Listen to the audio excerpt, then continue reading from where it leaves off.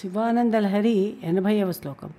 ఏష్యత్యేష జనిం మనోస్య కఠినం తస్మిన్నటానీతి మద్రక్షాయై గిరిసీం నికోమలపదన్యాసః పురాభ్యాసితః నో చేద్దివ్యగృహాంతరేషు సుమనస్తప్తేషు వేద్యాదిషు ప్రాయః సత్సు శిలాతలేషు నటనం శంభో కిమర్థం తవ.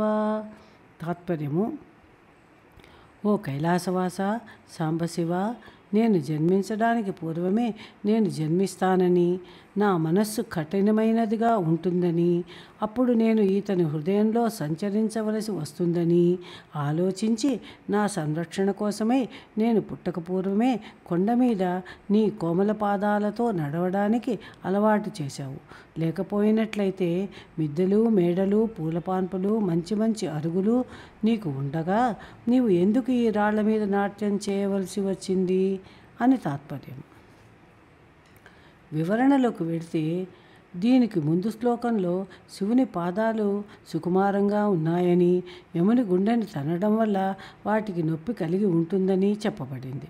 అంతటి సున్నితమైన పాదాలు గల శంకరుడు కైలాసంపై రాళ్ల మీద ఎందుకు నాట్యం చేయవలసి వచ్చిందో ఈ శ్లోకంలో తర్కబద్ధంగా శంకరులు చెప్పారు.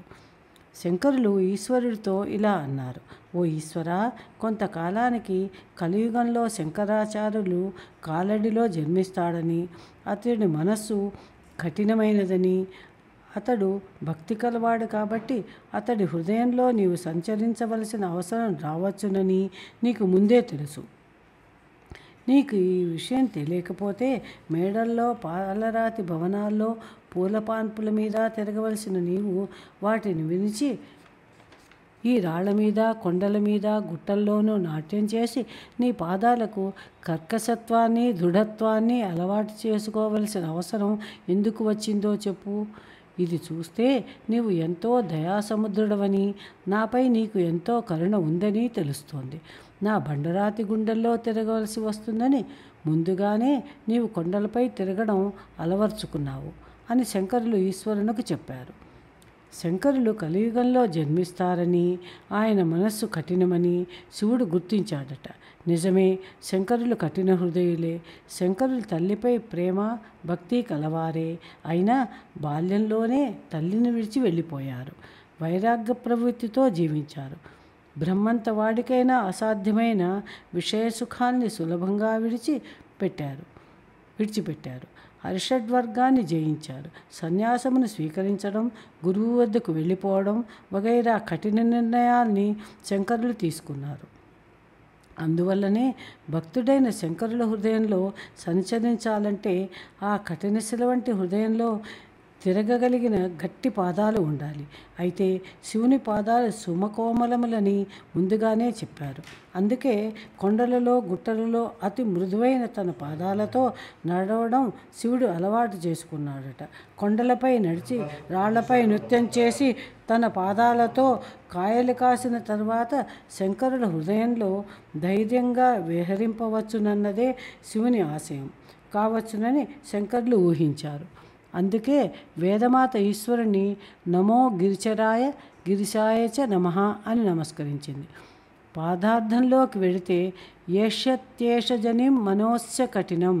శివుడు ఇలా అనుకున్నాడట: ఏషః అనగా ఇతడు అనగా శంకరులు, జనిం అనగా పుట్టుకలను, ఏష్యతి అనగా పొందగలరు అని. ఈ శంకరులు పుట్టబోతారు. అస్య మనః అనగా ఈయన మనస్సు, కఠినం అనగా కఠినమైనది అంటే శంకరులు పుడతారు, వారి మనస్సు కఠినం అని అర్థం. తస్మిన్ నటానీతి, తస్మిన్ అనగా ఆ పుట్టబోయే శంకరుల హృదయంలో, అటానీతి అనగా అటానీ ప్లస్ ఇతి అంటే తిరగవలసి వస్తుందని ఈశ్వరుడు ఆలోచించాడట. మద్రక్షాయై గిరిసీం కోమల పదన్యాసః పురాభ్యాసితః. మద్రక్షాయై అంటే మత్ రక్షాయై అంటే నన్ను రక్షించడం కోసం అనగా పుట్టబోయే శంకరుల రక్షణ కోసం, ఆయన బండబారిన హృదయంలో సంచరించడం కోసం, గిరిసీంని అనగా పర్వత ప్రదేశంలో, కోమల పదన్యాసః అంటే తన మృదువైన పాదాలను ఉంచడం పురాభ్యాసిత అనగా ముందే అలవాటు చేసుకోవడం జరిగింది అని. ముందు పుట్టబోయే శంకరుల బండగుండెల్లో ఆయన్ని రక్షించడం కోసం తిరగాలని ముందే ఈశ్వరుడు కొండలలో తిరగడం అలవాటు చేసుకున్నాడట. నోచేత్ దివ్యగృహాంతరేషు సుమనస్తల్పేషు వేద్యాదిషు.